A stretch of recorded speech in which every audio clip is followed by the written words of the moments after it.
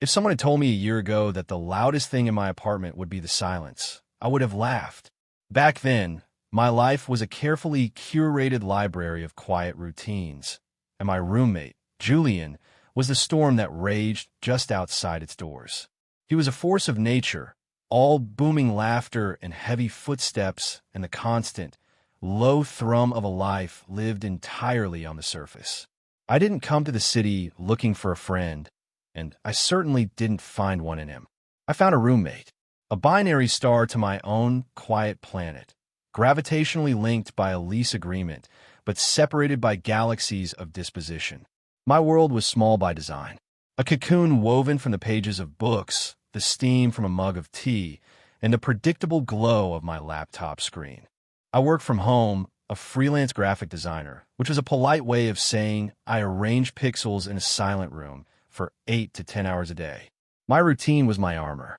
Wake at 7, coffee, work, lunch at my desk, work, a walk in the park if the sun wasn't too aggressive, dinner, reading, sleep. A perfect, self-contained loop. It was safe. It was sterile. It was lonely, but I had convinced myself it was solitude. Julian was the antithesis of my loop. He was a personal trainer, a man whose body was a testament to applied force and discipline, yet his life outside the gym was a beautiful, magnificent mess. His shoes were never in the rack. They were an obstacle course by the door. His protein shaker collection colonized the counter space I so carefully wiped down each night. He had friends, a legion of them, who would appear for loud pre-game rituals that vibrated through my floorboards and rattled the carefully ordered pens on my desk. And he had Chloe. Chloe was a constant. She was as bright and loud as he was, a perfect match. Her laughter was a high, clear bell to his booming bass. They were the kind of couple you see in commercials, effortlessly attractive, always touching, their energy of physical presence that filled our small 2-bedroom apartment until I felt like I was shrinking into the walls. I would hear them through my closed door, their murmurs, their arguments, their reconciliations. They were a living, breathing drama, and I was the silent, unseen audience. I observed Julian from this distance, the way an astronomer observed a distant, burning star. I knew the cadence of his footsteps, the specific creak of the floorboard outside his bedroom that meant he was heading to the kitchen for a midnight snack. I knew the scent of his soap, a sharp, clean smell of sandalwood, and something else, something uniquely him, that lingered in the hallway after his morning shower. I knew he had a small, faded scar just above his right eyebrow, a tiny white line that was only visible when the light hit it just right. It was a foolish, secret catalog of details, a collection of useless data on a person who barely knew my last name. He saw me as Leo, the quiet guy in the other room, the guy who always paid his half of the rent on time, the guy who left polite, passive-aggressive notes about the overflowing recycling bin. The distance between us was more than just a wall. It was a chasm. He was straight, confident, a man who moved through the world as if it was built for him. I was not. My desire for him was a shameful, hidden thing, a stone in my gut I had learned to live with. It was a background hum, a low-grade fever that spiked whenever he'd walk out of the bathroom shirtless, a towel slung low on his hips, water droplets clinging to the sharp lines of his torso. In those moments, my heart would become a frantic, trapped bird beating against the cage of my ribs, and I would have to retreat to my room before the longing became visible on my face. I told myself it was just a physical thing, an appreciation for aesthetics, like admiring a statue in a museum. He was beautiful in a rugged, careless way, but it was more than that. It was the way he'd sometimes get a look of intense focus when he was trying to fix the notoriously fickle Wi-Fi router, his brow furrowed, his tongue caught between his teeth. It was the surprising gentleness he used when he watered the sad, drooping, succulent Chloe had gifted him. It was the moments I'd see a flicker of something uncertain in his eyes before his usual mask of easy confidence slammed back into place. These were the cracks in the facade, the tiny glimpses of the man beneath the noise. And they were dangerous. They made the statue breathe. They made the unrequited ache in my chest feel less like a foolish crush and more like a genuine, painful longing for connection. A connection I knew was impossible. So I kept my distance. I polished my armor of routine. I remained the quiet guy in the other room. Then, the storm broke. It happened on a Tuesday. I remember because Tuesday was my day for changing my bed sheets, a small, satisfying ritual of order. I was folding a fitted sheet with grim determination when I heard the front door slam, not with Julian's usual casual force, but with a shuddering violence that rattled the frame. It was followed by a sound I had never heard in our apartment before. Aro, gutural sobi. I froze, the sheet clutched in my hands. The sound came again, choked and broken. It was Julian. My first instinct was to hide, to pretend I wasn't there, to respect the invisible wall between our lives.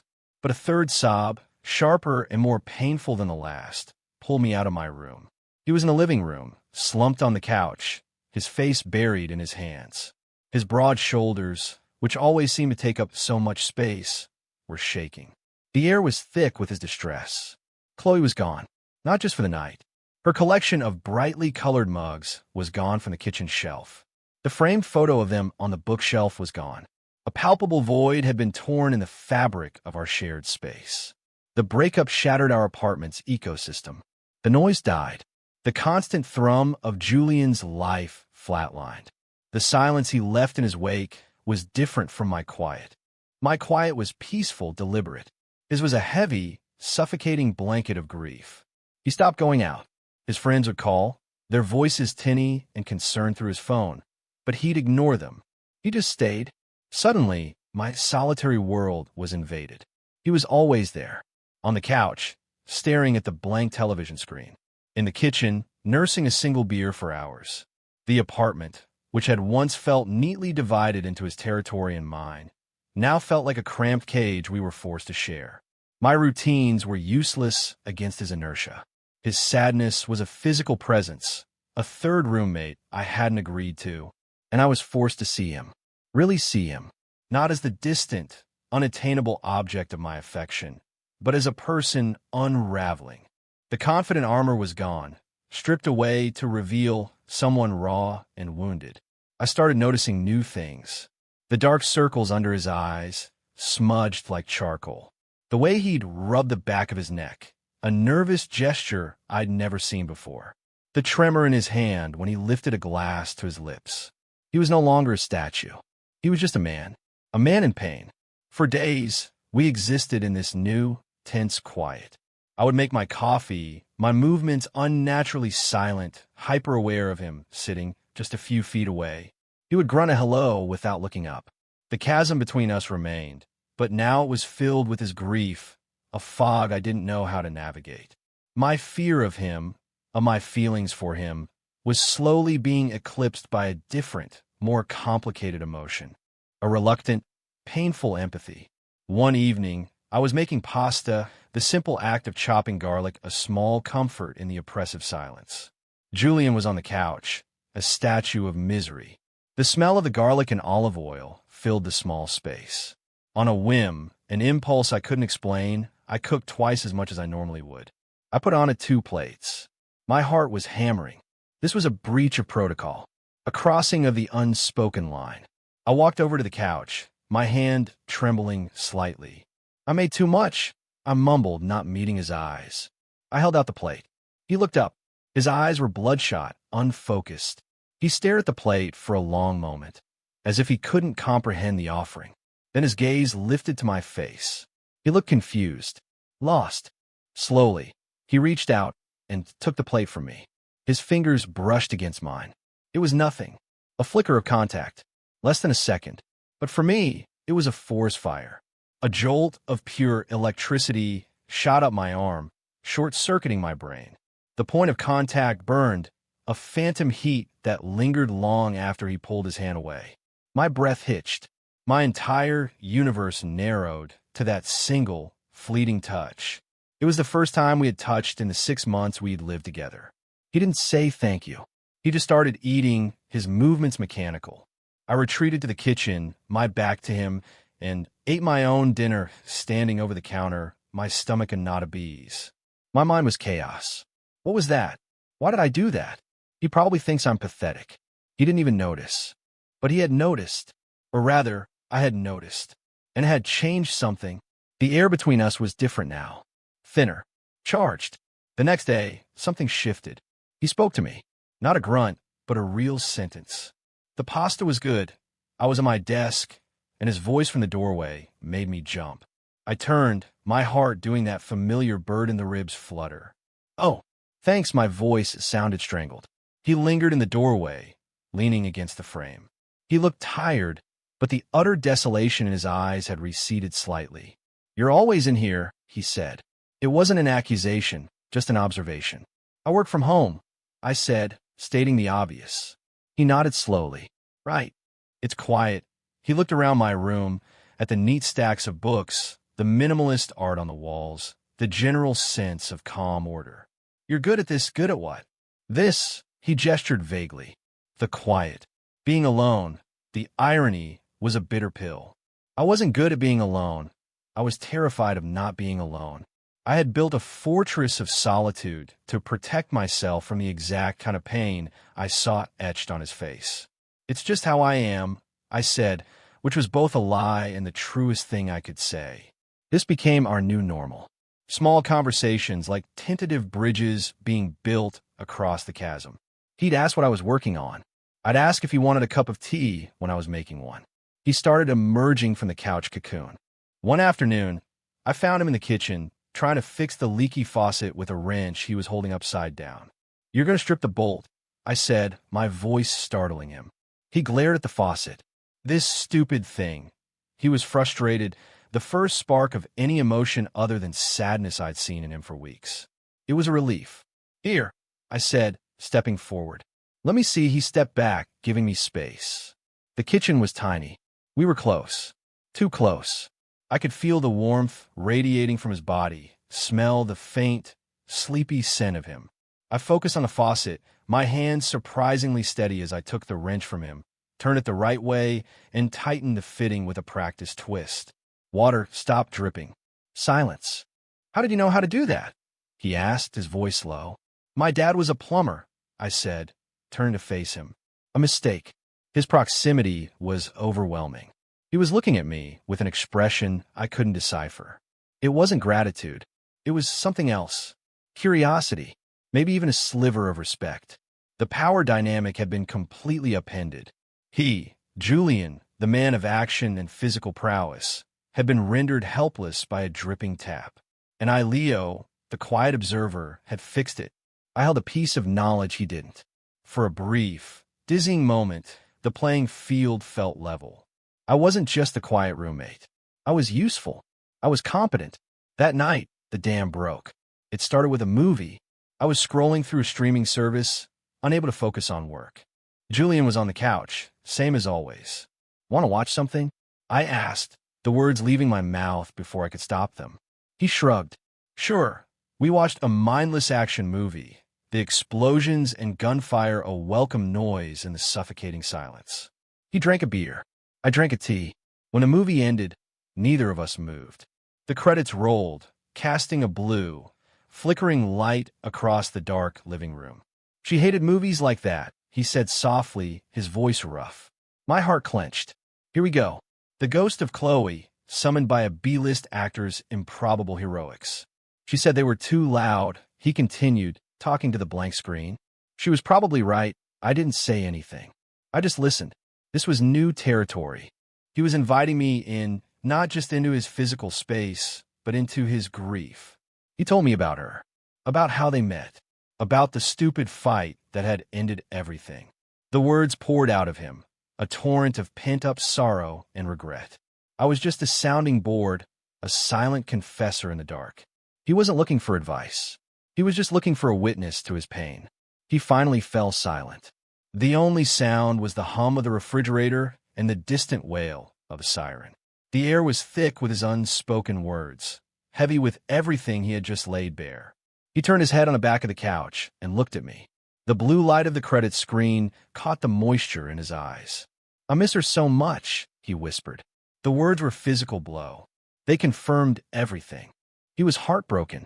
He was in love with her. My foolish, secret hope, a tiny ember I hadn't even realized I was nursing, was extinguished. Of course, this was always about her. I swallowed, my throat tight. I know, I managed to say. He kept looking at me, his gaze intense, searching. But it's weird, he said, his voice dropping even lower. This last week, you're the only one who's actually been here. Everyone else calls, they say the right things. You'll get over it, man. Plenty of fish in the sea, but you just made me pasta. My breath caught in my chest. He remembered the pasta.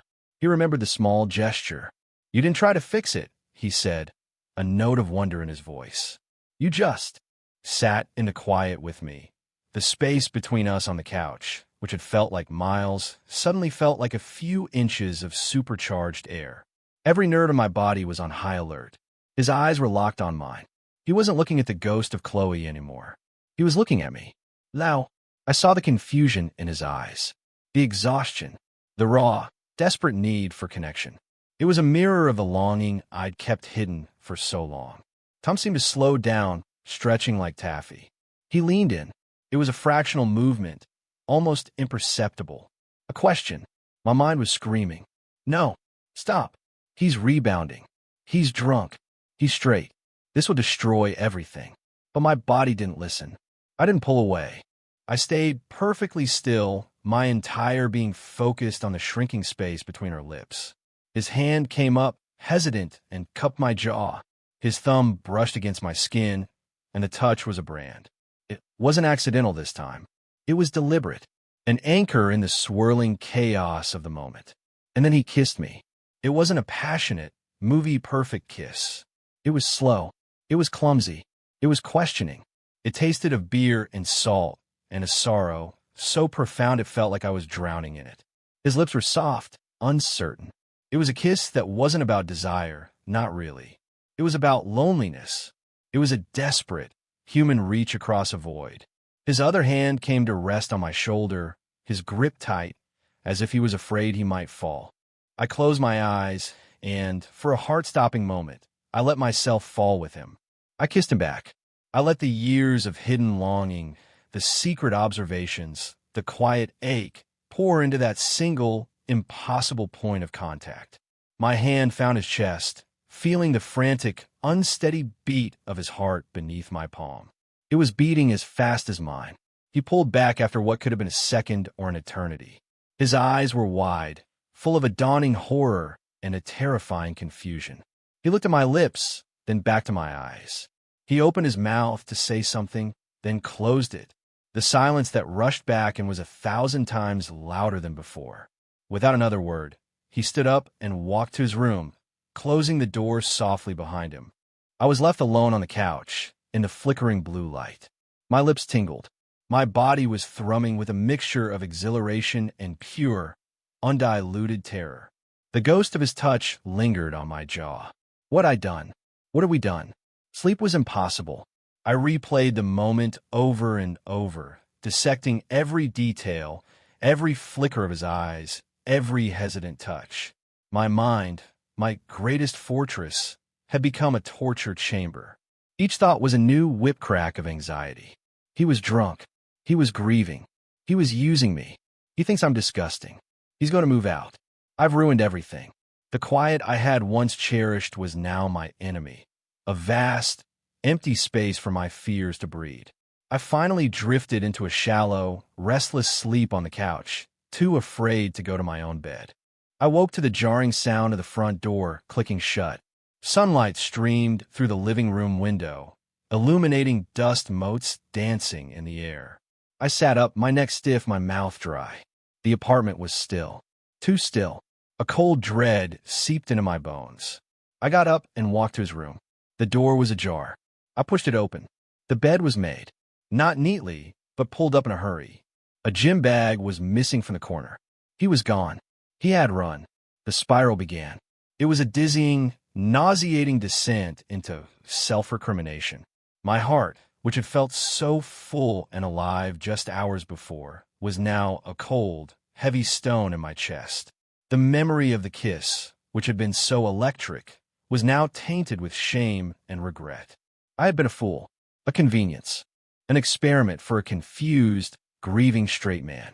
I was a mistake. The silence of that day was the worst I had ever experienced. Every creak of the building, every distant siren, every footstep in the hallway outside our door sent a fresh wave of panic through me. I stayed in my room, a prisoner of my own anxiety. The solitude I had once cultivated as a shield now felt like a punishment. It was no longer a peaceful kingdom. It was an isolation cell, and it was tainted by his absence. I could feel the empty space where he should have been. His energy, his presence, was a phantom limb, an ache in the apartment's soul. I checked my phone 100 times. No text, no call, nothing. Of course not. What would he say? Sorry for having a grief-induced, identity-questioning breakdown and using your face to process it. I tried to work, but the pixels on the screen swam before my eyes. I tried to read, but the words were just black marks on a page. My carefully constructed routine was a pile of rubble at my feet. Julian had not just breached the walls of my fortress. He had detonated a bomb in the middle of it. By nightfall, I had convinced myself he was never coming back. He was probably crashing on a friend's couch, telling them about his weird, quiet roommate who took advantage of him in a moment of weakness. The shame was a physical thing, a hot flush that spread from my chest to my face. I felt pathetic, predatory. I decided I would have to be the one to leave. I couldn't face him. I couldn't live in this minefield of unspoken accusations and unbearable awkwardness. I would break the lease. I would find a new place, a smaller place, a place where I could rebuild my walls thicker and higher this time. I was mentally composing the email to our landlord when I heard a key in the lock. My entire body went rigid. Every muscle tensed. It was him. He was back. I didn't know whether to be relieved or terrified. The door opened and then closed with a soft click. I heard the heavy thud of his gym bag hitting the floor. I didn't move. I couldn't breathe. I just listened to the sound of his footsteps, slow and deliberate, as they approached my bedroom door. A soft knock. I squeezed my eyes shut. Go away. Please just go away. Now. His voice was low, strained. Can we talk? This was it. The confrontation. The excruciating conversation where he would apologize profusely, tell me it was a mistake, and ask if we could please just pretend it never happened. My stomach churned. I forced myself to my feet, my legs feeling like lead. I opened the door. He looked awful. Worse than he had after the breakup. The dark circles under his eyes were deeper. His face was pale, his jaw tight. He looked like he hadn't slept either. He looked just as wrecked as I felt. He didn't speak right away. He just looked at me, his eyes filled with a tumultuous mix of emotions I couldn't begin to name. Fear, regret, and something else. Something vulnerable. I'm sorry, he said, his voice cracking on the second word. For running off like that. That was a coward's move. I just stared, unable to form a response. This wasn't the apology I had been bracing myself for. I spent the whole day walking, he continued, running a hand through his already messy hair. Just walking, trying to make sense of anything. He took a deep breath. I ended up at Chloe's new place. The stone in my gut dropped another 10 feet. Of course, he went back to her. This was the part where he tells me they're back together, and the kiss was the catalyst that made him realize how much he missed her. I stood across the street, he said, his gaze distant, and I watched her through the window. She was with someone else, laughing. And you know what I felt? He looked back at me, his eyes boring into mine. Nothing, he whispered. A little sad, maybe, like watching the end of a movie you used to love. But the big, gut-wrenching pain, it was gone, and I realized it's been gone for a while now. I was just holding on the ghost of it because I didn't know what else to do. He took a hesitant step closer into the doorway of my room. And then I realized what I was actually feeling.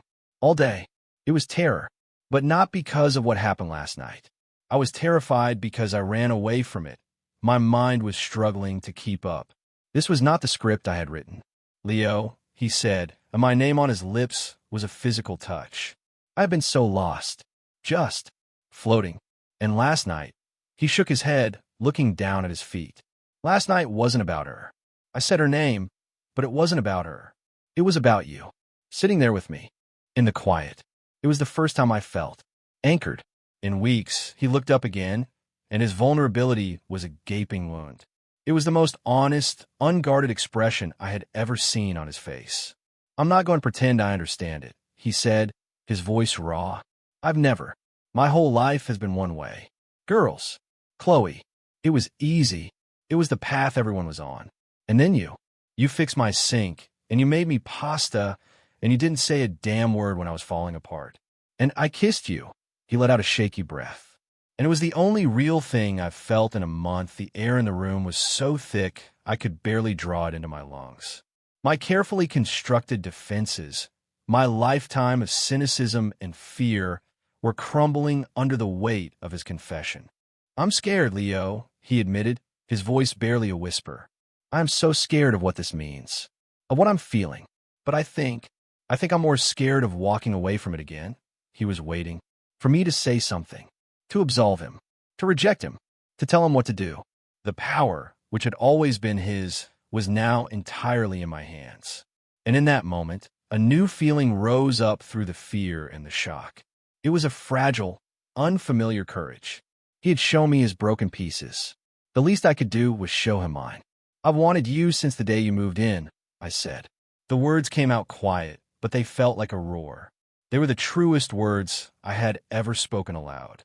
A wave of relief, so profound it was almost painful, washed over his face. The tension in his shoulders eased. He closed the remaining distance between us. He didn't kiss me. He did something far more intimate. He reached out and took my hand, lacing his fingers through mine. His hand was warm, calloused, real. It wasn't a gesture of passion. It was a promise, a question, an anchor. "Okay," he breathed out, a small, shaky smile touching his lips for the first time in what felt like a lifetime. "Okay, so we're both scared, terrified," I corrected, and a genuine laugh, rusty from disuse, escaped my lips. He squeezed my hand. "Okay, we could be terrified, together." And just like that, the world settled. The frantic bird in my chest grew calm. The silence in the apartment was no longer heavy or suffocating. It was peaceful. It was ours. The days that followed were a study in fragile, tentative intimacy. There were no grand declarations, no dramatic shifts. It was a quiet unfolding. It was in the small things. The way he started leaving his bedroom door open. The way he'd make 2 cups of coffee in the morning instead of 1, leaving a mug on my desk without a word. We talked. For hours. We laid our histories bare on the living room floor like old photographs. He told me about the pressure from his father to be a certain kind of man. I told him about the loneliness of my teenage years, the feeling of being an observer of a life I wasn't allowed to participate in. We were 2 people who had built different kinds of fortresses, and we were finally showing each other the blueprints. The first time he stayed in my bed, it wasn't about sex. It was after a long day, a long talk, and we were both exhausted. He just followed me into my room, as if it were the most natural thing in the world, and crawled under the covers. He wrapped an arm around my waist, pulled me against his chest, and fell asleep. I lay there for hours, rigid with a kind of joyful shock, listening to the slow, steady rhythm of his breathing. I had never felt so safe. I had never felt so seen. Our routine found a new rhythm, a shared rhythm. My quiet was no longer a shield. It was a space we could share. His noise was no longer an intrusion. It was the welcome sound of life, of him moving through our home. We'd cook dinner together in the tiny kitchen, bumping hips, our movements an unpracticed, clumsy dance. We'd watch movies on the couch, but now his leg would be pressed against mine, his arm slung over the back of the couch, his fingers occasionally, gently, tracing patterns on my shoulder. The ghost of Chloe faded, not into something ugly, but into a simple fact of his past, a chapter that was now closed. The future, which had always been a vague, gray fog for me, started to take on shape and color. It looked like mornings with his sleepy warmth beside me. It looked like evenings filled with easy conversation. It looked like home. A few months later, I came out of my room to find him standing by the front door, holding a single key on a plain silver ring. "My landlord for the gym gave me an extra key for the building," he said, not quite meeting my eyes. He held it out to me. "I thought maybe you'd want it, in case you ever wanted to, you know." come by, it was more than a key. It was an invitation, an offering. It was him giving me a piece of his world, the world outside our apartment. It was a gesture of commitment so profound it made my throat ache. I took the key from his palm, my fingers closing around the cool metal. "I'd like that," I said, my voice thick with an emotion I couldn't name. He finally looked at me, a real, unguarded smile spreading across his face. The kind of smile that reached his eyes. The kind of smile I had only ever dreamed of being the cause of. I used to think my life was a carefully plotted novel, a quiet story of solitude and observation. I was the narrator, the protagonist, the author. I controlled every sentence, every chapter. I knew how it would end. But Julian was the plot twist I never saw coming. He wasn't just a character who wandered into my story. He was the co-author who picked up the pen and wrote a new ending. He wasn't a disruption to my life. He was the beginning of it. He tore down my walls, not with force, but with a quiet vulnerability that demanded my own in return. And in the rubble, we built something new, something better, something shared. Sometimes, in the quiet of the morning, I'll watch him sleep, his face relaxed, the confident mask gone, and I'll think about the chasm that used to exist between us. It seems impossible now that we were ever strangers, separated by a wall and a universe of unspoken things. He reached across that chasm, not knowing what he was looking for, and found me. And I, in my quiet, lonely fortress, found the courage to reach back. What do you think is scarier? The fear of being rejected for who you truly are, or the fear of never giving someone a chance to see you at all? Let me know your thoughts in the comments below. And if you enjoyed this story, please consider subscribing for more.